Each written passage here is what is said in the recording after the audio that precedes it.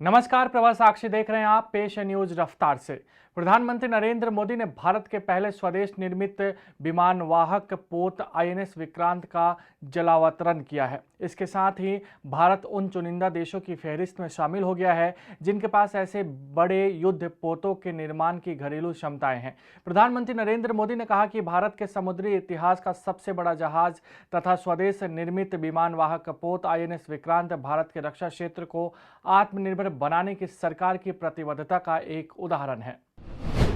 प्रधानमंत्री नरेंद्र मोदी ने शुक्रवार को कहा कि आधुनिक बुनियादी ढांचे का विकास विकसित भारत के निर्माण का मार्ग है और यही लोगों की आकांक्षा भी है। मोदी ने कहा कि डबल इंजन की सरकार देश के लोगों की आकांक्षाओं को पूरा करने के लिए दिन रात मेहनत कर रही है। इसके साथ ही उन्होंने चुनावी राज्य कर्नाटक के लोगों की जरूरतों और आकांक्षाओं को तेजी से पूरा करने के लिए भारतीय जनता पार्टी सरकार की सराहना की। कांग्रेस की प्रस्तावित भारत जोड़ो यात्रा का मजाक उड़ाते हुए भारतीय जनता पार्टी के अध्यक्ष जेपी नड्डा ने शुक्रवार को कहा कि कांग्रेस को पहले अपना कुनबा संभालना चाहिए। हाल के दिनों में कांग्रेस के कई वरिष्ठ नेताओं ने पार्टी छोड़ दी थी, जिसके बाद से नड्डा ने हरियाणा के कैथल में आयोजित रैली में कांग्रेस पर हमला बोला है। कांग्रेस ने शुक्रवार को केंद्र सरकार पर हमला करते हुए उस पर अर्थव्यवस्था के अकुशल प्रबंधन और इस बारे में उसकी अनभिज्ञता की वजह से भारत की विकास गाथा को पीछे धकेलने का आरोप लगाया और कहा कि अर्थव्यवस्था को पटरी पर लाने की जगह वह विपक्षी सरकारों को सत्ता की पटरी से उतारने का प्रयास कर रही है। भारतीय जनता पार्टी की महाराष्ट्र इकाई के अध्यक्ष चंद्रशेखर बावनकुले ने शुक्रवार को कहा कि उनकी पार्टी और मुख्यमंत्री एकनाथ शिंदे के नेतृत्व वाला शिवसेना का गुट गठबंधन करके स्थानीय चुनाव लड़ेगा। बिहार के मुख्यमंत्री नीतीश कुमार ने भ्रष्ट लोगों को बचाने के लिए ध्रुवीकरण के तंज को लेकर प्रधानमंत्री नरेंद्र मोदी पर शुक्रवार को निशाना साधा।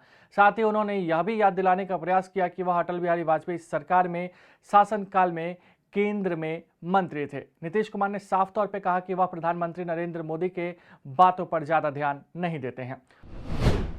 उत्तर प्रदेश के जनपद गौतम बुद्ध नगर की एक अदालत ने शुक्रवार को नेता श्रीकांत त्यागी की जमानत अर्जी खारिज कर दी। पिछले महीने नोएडा की एक महिला के साथ मारपीट और अपशब्द कहने वाले कथित वीडियो के सामने आने के बाद त्यागी को गिरफ्तार किया गया था। आदेश की प्रति के अनुसार जिला एवं सत्र न्यायालय के विशेष न्यायाधीश रणविजय प्रताप सिंह ने जमानत याचिका को खारिज कर दी है। तृणमूल कांग्रेस के राष्ट्रीय महासचिव और सांसद अभिषेक बैनर्जी कोयला चोरी घोटाले में आज प्रवर्तन निदेशालय के समक्ष पेश हुए थे, जिसके बाद उनसे लगभग 7 घंटों की पूछताछ की गई है। पूछताछ के बाद अभिषेक बैनर्जी ने भाजपा पर जबरदस्त तरीके से निशाना साधा है। साथ ही साथ उन्होंने ये भी कहा है कि भाजपा सरकार जांच एजेंसियों का दुरुपयोग कर रही है। इसके साथ ही उन्होंने अमित शाह पर भी निशाना साधा है। पश्चिमी अफगानिस्तान के हेरात शहर में एक भीड़ भरी मस्जिद में किए गए बम धमाके में तालिबान के करीबी माने जाने वाले एक प्रमुख मौलवी समेत कम से कम 18 लोगों की मौत हो गई है, जबकि 21 अन्य घायल हो गए हैं। तालिबानी अधिकारियों और एक स्थानीय चिकित्सा कर्मी ने यह जानकारी दी है। भारतीय ऑलराउंडर रविंद्र जडेजा घुटने की चोट के कारण शुक्रवार को एशिया कप के बचे हुए मैचों से बाहर हो गए हैं और टीम में उनकी जगह अक्षर पटेल लेंगे। जडेजा ने 28 अगस्त को 29 गेंदों में 35 रन बनाकर भारत की टूर्नामेंट के शुरुआती मुकाबले में पाकिस्तान के खिलाफ 5 विकेट की जीत में महत्वपूर्ण भूमिका निभाई थी। अगर आप भी लेना चाहते हैं देश दुनिया की तमाम जानकारी तो आज ही सब्सक्राइब करें हमारे चैनल को। साथ ही नीचे दिए बेल आइकन को जरूर दबाएं ताकि हर अपडेट आप तक पहुंच सके।